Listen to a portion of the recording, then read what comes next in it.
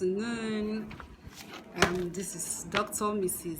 Nwachukwu-Onwuka reaching you today courtesy of the True Love Club of Nigeria.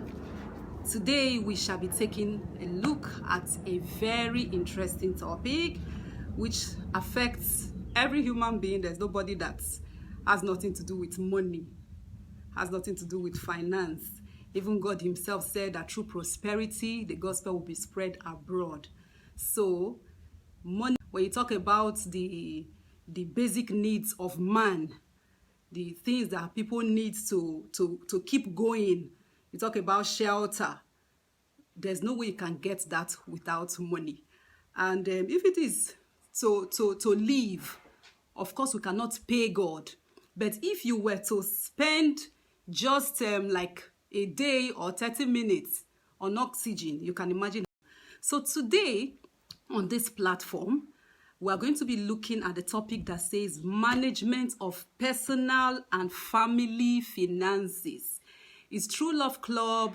We talk about things that have to do with relationship and marriage, and it has been discovered that economic pressure increases marital stress, economic pressure, marital satisfaction.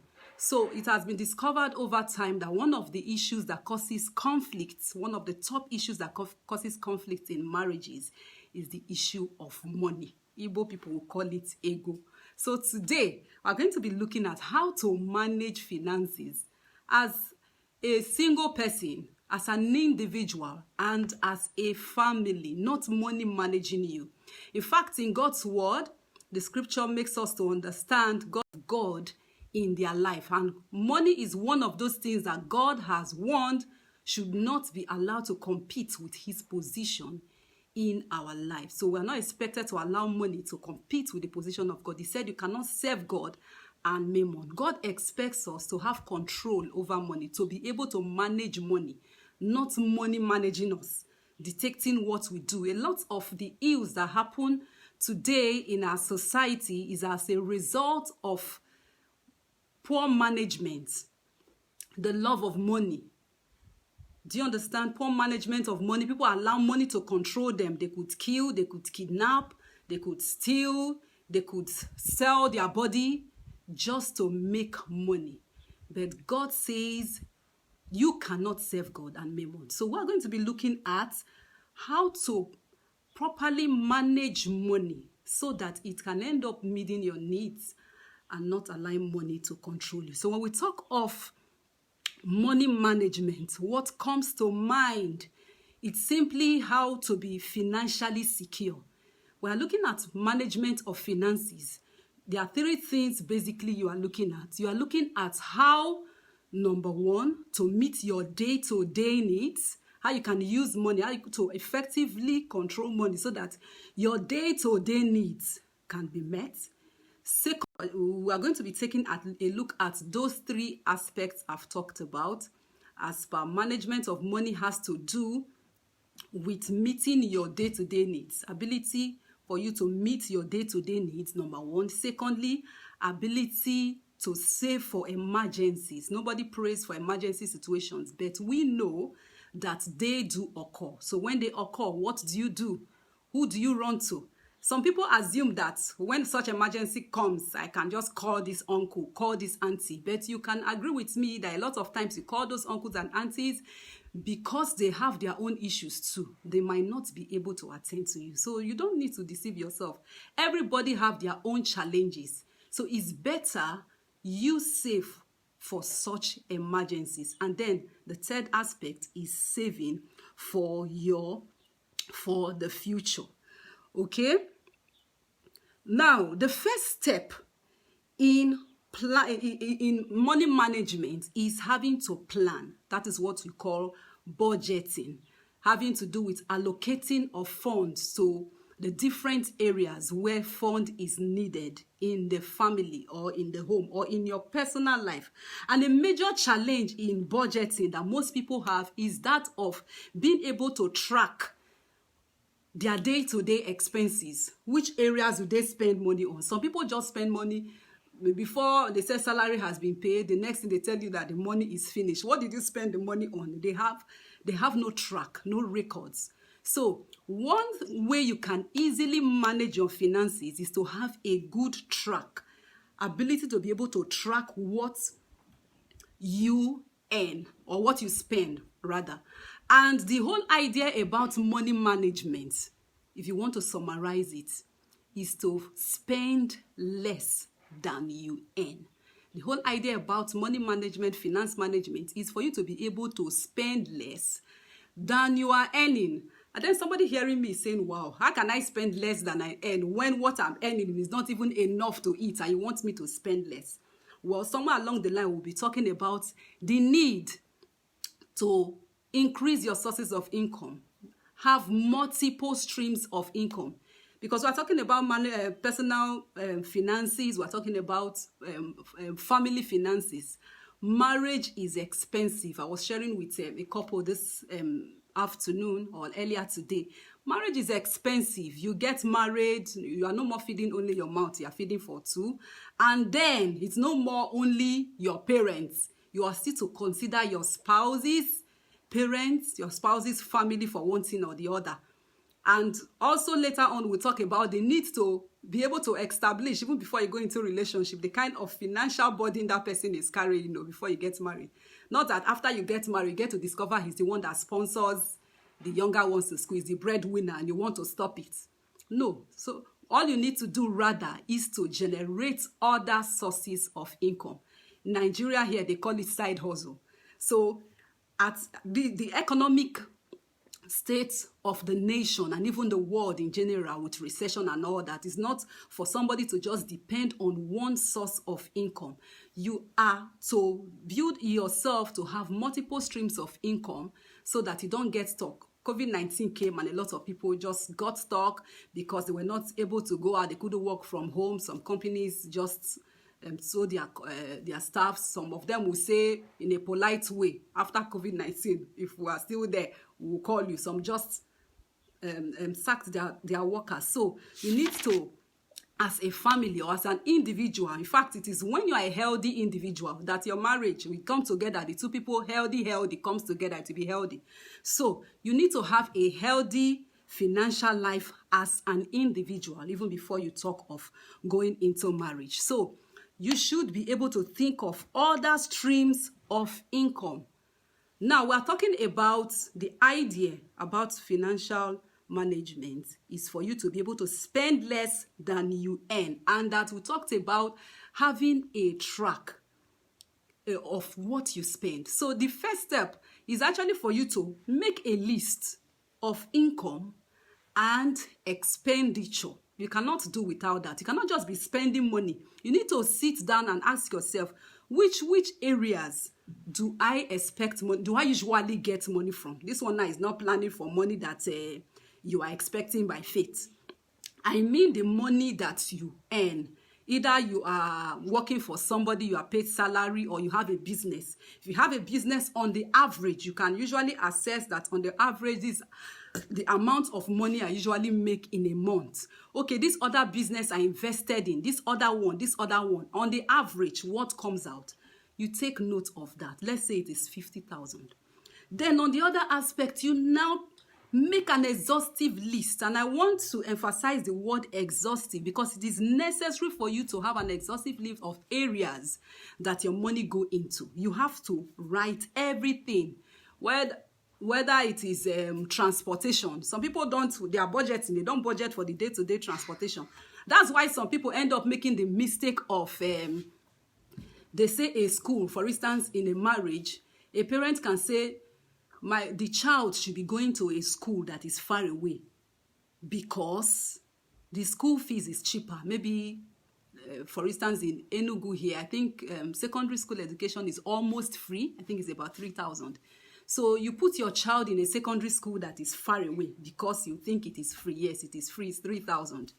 Whereas there is a private school close to your house where the person can walk to. But the other school, she has to take transportation there. The people, most times the parents will not put into consideration At the end of the week, how much is the child going to spend on transportation? They don't consider it. They just consider that, okay, it's 3,000. This school fees is 3,000. Let her go there.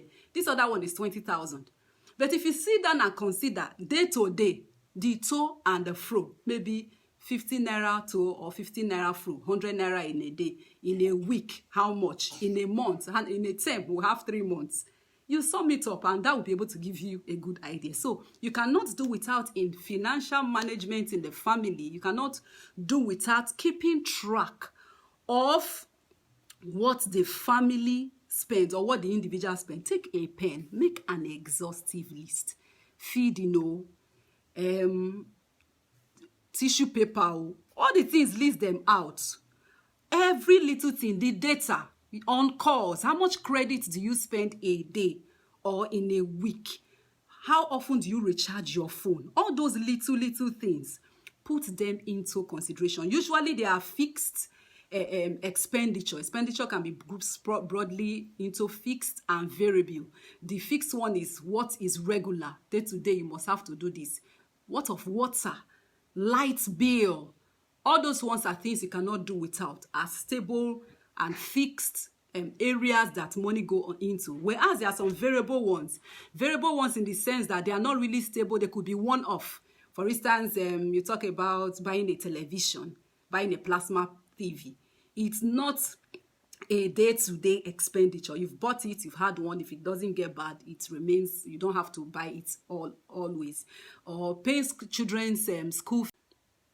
God has assured you as a Christian that if you give him the 10%, he is going to preserve the 90% for you. And somebody say, I've not gotten enough to eat. You are telling me to remove 10%.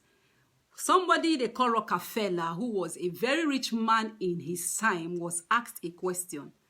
The question was, how much money is enough? And this rich man said, who invariably had all that everybody could think that everybody should need in life. He said, just a little more. How much money is enough? He said, just a little more. Meaning the one that he had, he still considered it as not enough. So no matter how much you have, it will never be enough. Do you get? As the income increases, others' expectations too increases. They will invite you here and there. And that's why your list needs to be exhaustive. Like I mentioned earlier, one of the other things that should be in your list are things like gifts that you buy to, maybe you are attending a wedding, condolence visit and all that. All such things you can include to make your list exhaustive. Budget for them. We're not budgeting that people will die so that you go for condolence visit. You could just put things like gifts ahead to cover that, because of course people must invite you for wedding. Okay, they are not inviting you for burial. It's not condolence package. But then, okay, weddings, a newborn baby and all that. Include all such in the list. And then I have said that for you to ensure that your income is more than your expenditure, you are advised to spend just 60% of your earnings. The suggestion is spend only 60% of your earning so that you can save. The idea is your money is 100%, 10% is your tithing. God has said, if you give me the 10%, I will preserve the 90 for you. Okay? And if you cannot tithe, all this issue about money, some people feel I don't have money now. I can't even save. If you cannot save when you are earning 30,000, you will not be able to save also when you are earning 1 million. There are some people who people look at as if they have money, but they can't save. They can't gather the money to do anything reasonable. The money comes, they invite their friends for party, do this, travel around the world. There's nothing tangible. They don't even have assets that they can show for the money. So you should form the habit of saving. If you cannot tithe when you are earning 500 naira, you will not be able to tithe when you are earning 1 million. So also, if you cannot save when you are earning 20,000, you will not be able to save when you are earning 2 million naira. So it's an attitude you have to develop from now. Start learning how to save. Spend only 60% of your earning. And what your spending should be proportionate to your level. Do you understand? Somebody was saying one time, for instance, okay, as an individual, I spend an average of 1,000 naira on fuel every day. Take my children to school, go to work, come back, pick them. It's an average of 1,000 naira. Some 1,000 naira up in a whole month is 20-something thousand naira, or almost 30. And somebody will say, hey, that's my whole month's salary. But if it is your whole month's salary, you may not have to then be driving a car. Do you understand? So your spending, you will not be like, it is proportionate to what you are earning. So if you are earning so amount, you are earning 20,000 naira in a month, you will not be staying in a house where the rent is 400,000. I don't know if you get it. So it is proportionate. So as it's also proportionate, as we are saying that the rich or those that are earning more should save 30% or 20%, we are saying the same thing. Your salary is small, but out of that one, also save. So spend 60% only. 10% is for God. It remains what? 30%. That 30% left, you are expected to save for emergency. And then there's also long-term saving. You save for emergency, save also for long-term saving. Now, about emergency, saving for emergency, there is a suggestion on that. The suggestion is what should be kept for your emergency saving should be that 60%, what you spend per month, times 3 months. So assuming your salary is 100,000 naira, you are expected to be spending 60,000 naira. You remove your tithe, it will remain 30. On your savings, you are supposed to be having that 60,000 naira times 3, which is 180,000, which you are not expected to carry from one salary and put. So you are expected to be saving it like 10 to 15% every month. You just keep it for emergency situations. 10 to 15%. Nobody prays for them, but sometimes they do come up. Okay? And the emergency sometimes is positive emergency. It's not always negative emergency you think of. You could just get a call now to come and handle this project, but you have to start up with your money. Do this thing, this contract, but you have to start up. Or you had an opportunity to just travel out somewhere. You need to fly. Or they call you for an interview, and the interview maybe tomorrow. You need to be able to meet up. You need to take a flight or some things like that. The emergencies are always not negative. So don't just like, okay, it's always, I'm not expecting any emergency, so let me spend all the money. No, it could be a positive one. Do you understand? So on your savings for emergency accounts, the expectation is that you have 3 months of your usual spendings, which is 60% of your annual salary times 3, between 3 months to 6 months. When you have been able to calculate that amount, and the amount you have gotten that amount saved, you can begin to divert the money to other forms of saving, like long-term saving, like saving for retirement, or saving for a project like buying a house or buying a land, or building a house. Okay, so I want to believe you are getting what I'm explaining. Then there is still something they call net worth. It is very necessary you ensure that your net worth is reasonable. What is your net worth? Your net worth simply means what you own minus what you owe. So in this your whole world, if you gather everything that you are having together, both physical cash, not necessarily physical cash, everything you have that has value that you can sell, not the one that they cannot sell. Do you understand? Everything you have, gather them together, whether it is a car, not the gongo car, or a car that you can sell, or you have a land somewhere, or you have one valuable, maybe gold, then your money that you have, then remove everything you are owing. What is left is your net worth. And then for financial management also, it is advised that your net worth, when you sit down and you calculate your net worth, It should be 1/10 of your annual salary times your age. 1/10 of your annual salary times your age should be your net worth. So you don't spend everything and you are not worth anything. If they say they should sell everything that you have, you still will not be able to come up with anything reasonable. No, you should be able to plan your life in such a way that your net worth should be equivalent to 1/10 of your annual salary times your age. So for instance, again, let's use your annual salary is 100,000 naira. In a year, 100,000 naira in a year is 1.2 million. And a tithe or a tenth of 1.2 million is 120,000. So if your salary is 100,000 per month and you are 30 years old, then your net worth should be 30 times 120,000, which is going to be amounting to something like 3.6 million. So you should be able to calculate this. So sit down after this time, calculate your net worth. All the things I have in this world, you put them together. If I sell this one now, that's why you should spend your money. You should be wise enough to spend your money on assets, not liabilities. Don't just say iPhone 7 Pro, iPhone 7 Pro. Do they have second-hand value? By the time you have used that phone for 1 month, what will it be worth? And if you decide to divert the money for something like land, for instance, you buy the land for the same amount you bought the, is it iPhone 11 Pro, not 7 Pro, iPhone 11 Pro. You buy a plot of land in one distant place for that amount. In the next 5 years, the amount would have at least doubled. So try to spend your money on things that appreciate so that your net worth will be higher.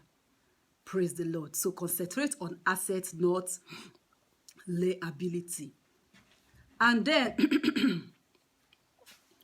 the next thing we're going to be looking about is that you should always, like I said earlier, trust God. You're trusting God to have other sources of income while you stay content with what you have. Now, why do you need to save? I've talked about that. You might be disappointed on the rainy day. So you don't just, some people just expect that when I have issues, I'll call this person. When my wife is in labor, I will do this one. I'll do this one and do this one. No, save, because everybody have their own challenges. And if you don't save, some people I have the money, they say, okay, I'm using the money to help others. That's why I could not save. On the rainy day, they won't look at you as if you don't have sense. As per how come this person that earns this kind of money is stranded over this kind of issue, we expected that he would have been able to save. Do you understand? So we're not saying you should not help the needy. Please understand that. In fact, as you remove your tithe, like I said earlier, plan for things like what you give to people. Plan for charity too. That is very, very important. Plan for charity. Include it in your budget. Include charity in your budget. You should be able to help the needy. But that doesn't mean you should not save. Okay? Now, we're going to be looking, as we begin to round up, at some general tips for financial management. One of them I will talk about, okay, generally we'll talk about the general tips for individuals. Be wary of loans. Some people can take loan for Africa. They buy almost everything on credit. This one carry shoe to their office, they will buy. On credit, too, at the end of the month, the person will start coming to collect money. This one bring bag, you will buy.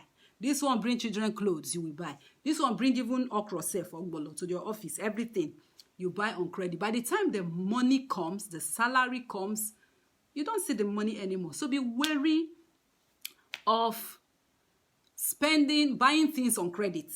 And be wary also of taking money on loan. Some people just feel any little thing, they go and take loan. They don't mind the interest rates. They just look at that moment as in, I need to do this thing. Sometimes those things they are borrowing money for are not even things that are so important. They are not investment that will yield more money. So how do you intend to pay? If you are borrowing money to invest in a business and you know that by God's grace, as God helps you, the business is going to yield profits. As the profit is coming, you are making refunds. Fine. But not that you just borrow money for a burial. Borrow money for, do you understand?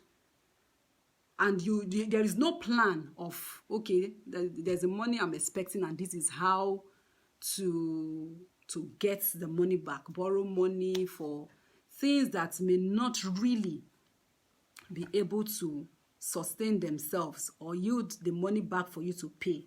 Okay, then the next point is never buy what you don't need. A lot of people buy, I know a young girl that you enter into her room, you see a heap of shoes that in a whole year she might not even use it more than once. She might not even use it at all. Heap of clothes. This one just come, this one brings this one to the office, she just buys, she just buys, she just buys. And then she's not financially healthy at all. Do you understand? There are levels of financial health, if you want to put it that way. So we might talk about that later if time permits us. Okay, so never you buy what you don't need. And stop impulse buying. Sorry about that. Okay? Stop impulse buying. You didn't plan it. They just brought the thing and you were just passing and you saw it and you like it. It wasn't part of your budget and you just decided to buy. It is not the best way of buying. When you see something, just calm yourself down. Have self-control. Okay? And then think, do I really need this thing? Give it a day. Don't say, if I leave it now, I won't come back and meet it. It's still somewhere. If you need it, you will still. Responsibility in the home. I just want to go through that again. Okay, I just want to go through that again for sake of emphasis. I say before you get married, talking about financial management in marriage, okay? Before you even get married, addressing singles now, try to understand the kind of financial status, let me put it that way, of the person you're about to get married to, so that you don't end up getting married and meet surprises. The house the person is living in, is it bought and he's still paying as per mortgage, or he has finished paying? Do you get? Okay, or the car he's driving, did he buy it on loan and he's still making refunds? Who is he in his family? Is he the breadwinner? So that you don't get married and like, I thought you say your salary is 500,000 and now you have to send this to your mother, you have to send this. Please understand those things so that you then get married and want to try to separate him from his family. Some people get married and after marriage they want to start, the father, the husband or the wife used to be the one supporting the family. They get married and the spouse doesn't want that anymore. No. Understand all that and please get into the system so that you know that it's not, the whole salary is not just 500,000. No. He needs to remove from this. He needs to pay his mortgage. Maybe he has a house on mortgage that he has to pay for like 10 years. So have that too, that as his salary is coming, before the salary even comes, the money has been deducted. Okay? And is the person sincere? You should, people pretend a lot, but as God helps you, like we encourage people, watch and pray to understand that the person is sincere, not that he's pretending that he has this and he has that. When you get married, you discovered it was a borrowed life. Okay. Then, tips for family finance management. One of the good tips that help family finance management is communication. It is not good to spend, for one spouse to spend without letting the other person know. For instance, they have a joint account and one of them just empties the account and decides to use it to pay his own brother's school fees, or empty the account and buy something that might even be needed for the family, but that was not the plan for that moment, or he invested on his personal business. No, learn to communicate with your spouse. What do you think? This is what we need in the family. We need to buy a car. Not that he will just come and see car, even if it's not as much as a car, television. But it was not planned or part of the budget. Okay, those are the things that bring conflict. So you avoid them. Okay, so there should be good communication. Carry your spouse along. And then for families where there are children that are a bit sensible, you can involve them too. Because if there is a family project And they don't understand. They will just be wondering, why can't we take this? Why can't we have all this pleasure, go to ShopRite today and tomorrow again, and the next day this one, the next day this one. If you let them know that we are saving for something, for instance, this our family car is old, we need to buy a new car. Of course, they've been using the car, and maybe you've been stopping with them on the road, the car breaks down and they are embarrassed, their classmates are passing and you are pushing your car, that kind of stuff. It will make them like, okay, wow, we need to save for a car. So it will reduce their unnecessary demands. So at some point, depending on how mature they are, you can involve them, okay? So that they will not demand unnecessarily. Integrity, of course, and honesty are needed. Don't lie about your finances, okay? Integrity is needed. And then, like I said, it is also necessary that the person that is more prudent should be in charge of the family finances, especially in cases where the monies are kept together. Even though it is advised, because of the kind of conflicts that used to come up from families putting money together, husband and wife putting money together. Okay, my husband has told me of a couple that run a business and they put their money together. The first person that gets to the bank empties the account. Do you get? So when the money comes, this one is struggling to go, this one is struggling to go. So to avoid that, you could have an agreement before you get married. This is how you can actually have one joint account and determine the percentage of your salary that goes in there. But there should be another account that the individual should run, such account that they don't really need to take permission from the other spouse. Little expenses. For instance, I saw somebody on the road that needed one. Okay, so you should note as a married person that whatsoever you do financially will have ultimate impact on your home. So, like I mentioned before, the network slightly went off. Now, there are some people who will receive their salary, they declare, they go to maybe a place where people are gathered, they say, everybody take whatever you like, and then their children have not eaten at home. So avoid reckless spending. Whatever you do, however you spend your money, avoid also selfishness. Okay, it will have effect ultimately on your home. Now, talking about that, one thing I would like to emphasize is the need to have somebody that you trust as next of kin, that has access or that could have access to your money, especially when you are not able to reach it. Do you understand? Especially when you're not able to access it. We're not saying that, okay, necessarily somebody will die, but death is actually inevitable anyway, as we trust God to keep us till we are very old. But somebody was sharing with me this COVID season that a lot of people died during this COVID period, and even their families don't have access to their wealth. Some are into this, is it cryptocurrency, some kind of online dealings with money, that there's no next of kin. He was telling me there are some of them that don't even have some of those financial, is it cryptocurrency? I don't know which one, but they don't have, it's not like a bank. A bank will ask you who is your next of kin. This one, they don't even have next of kin. So if you lock the money, I don't know, the money has keys, a pin, I don't know. The person dies, nobody can access it. The money is wasted, safe. It's not even like bank that somebody can steal it. No, the money is wasted. So it is wisdom. Some people have houses abroad. Their children don't know. Their wives don't know. It doesn't make sense now. So let people know. There was a time I was involved in one terrible accident that God saved me from. And I was like, if not for God's mercy, what of if I died? Who knows? Even though it's not like I have much money in the account, but who knows that this one is available here? Or maybe the person for one reason had an accident. He didn't die, but for one reason or the other, they needed money urgently to attend to maybe a surgery or something. And she had money, but nobody can access it. Do you understand? So it is necessary to at least let somebody know.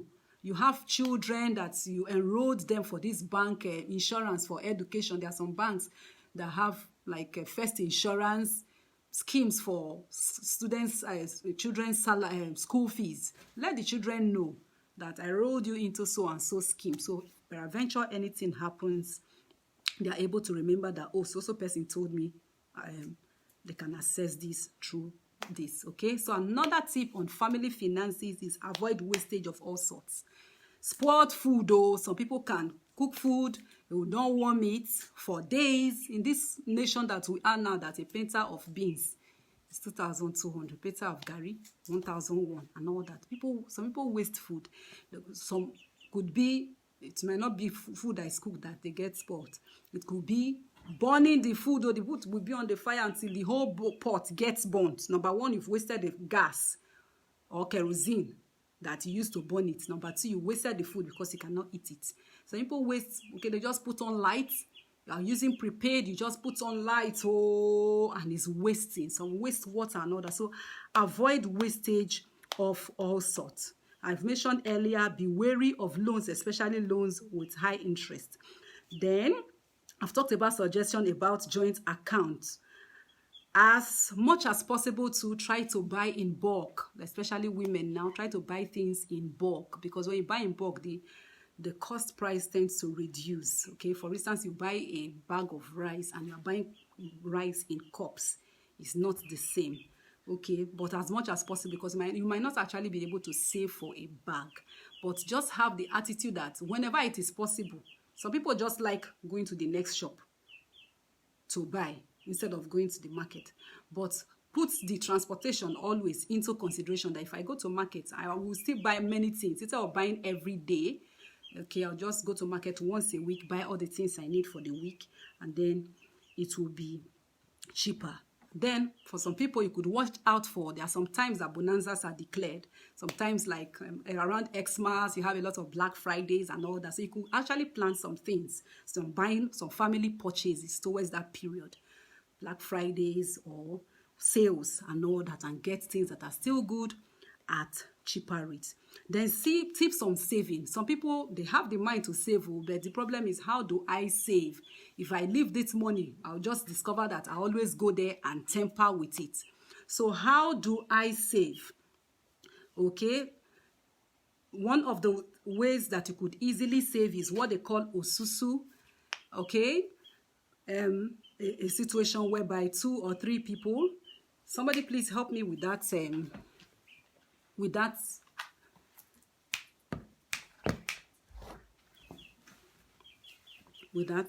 wire, so that I could connect. Hallelujah, we're still live. Okay, so we are talking about how you could easily save money. How you could easily save money. The osusu, what is osusu in our community, in our area? Osusu is about, let me say, 6 friends come together. They decide to bring 50,000 naira, 50,000 naira, 15,000 naira together. At the end of the day, that amounts to 300,000. So you can able to take that 300,000 and buy something. But if you say as a person, I want to save 50,000 naira, somehow something must just come up. You just spend the money. Some people cannot really be disciplined enough to save.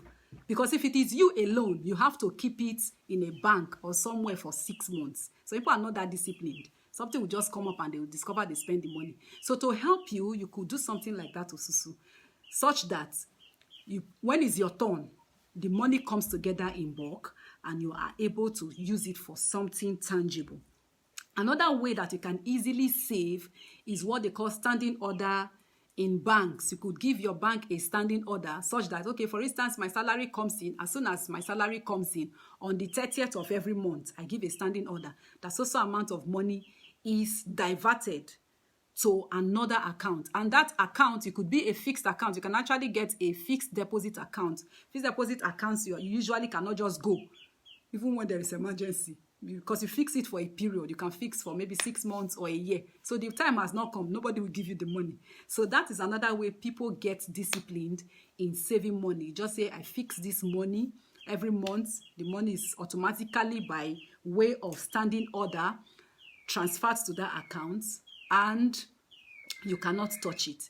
But when you also look at the issues of emergency sometimes, what if there is an emergency? Your money is fixed somewhere, you can't even access it, okay? So based on that, some people, the other option that could help you is for you to have a separate account for savings And for the sake of discipline too, you could make that account an account that does not have an ATM. So you cannot just it doesn't have an ATM, it doesn't have mobile app.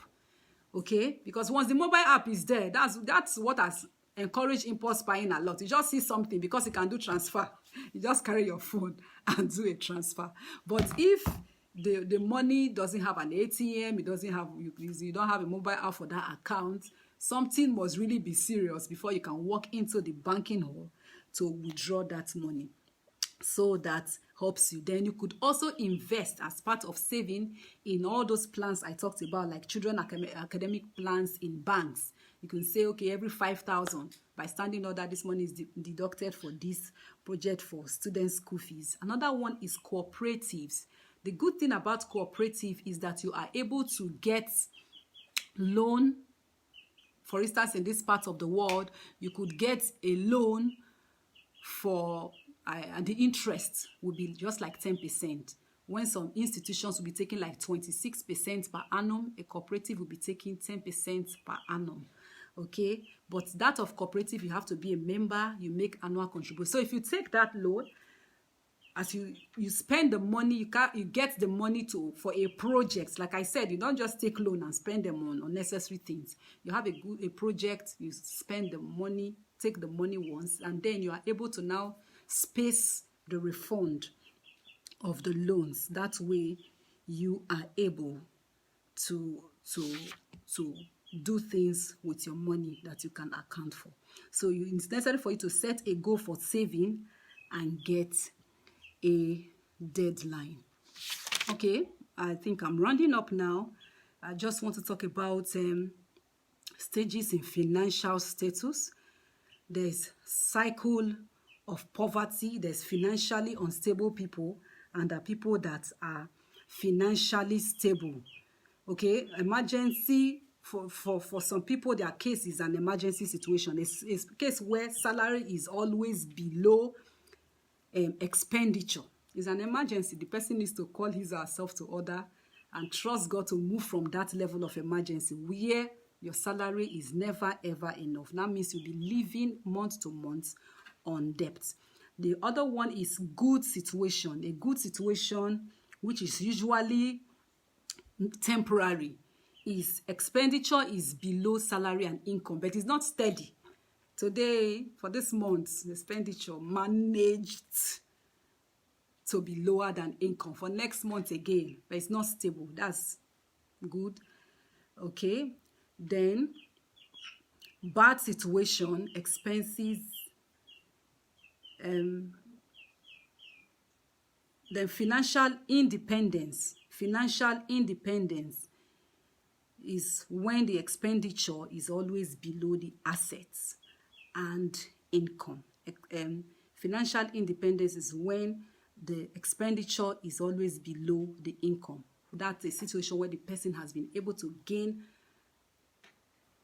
management power over the money, control. Here I use the word control over money. So at this point, we are going to be drawing the curtain on this segment of the teaching today on management of personal and family finances. If you have questions, you can drop them on the comment section and we'll respond to them. And if this video has blessed you, you can share it and allow your friends and family to be part of it. Thank you and God bless you.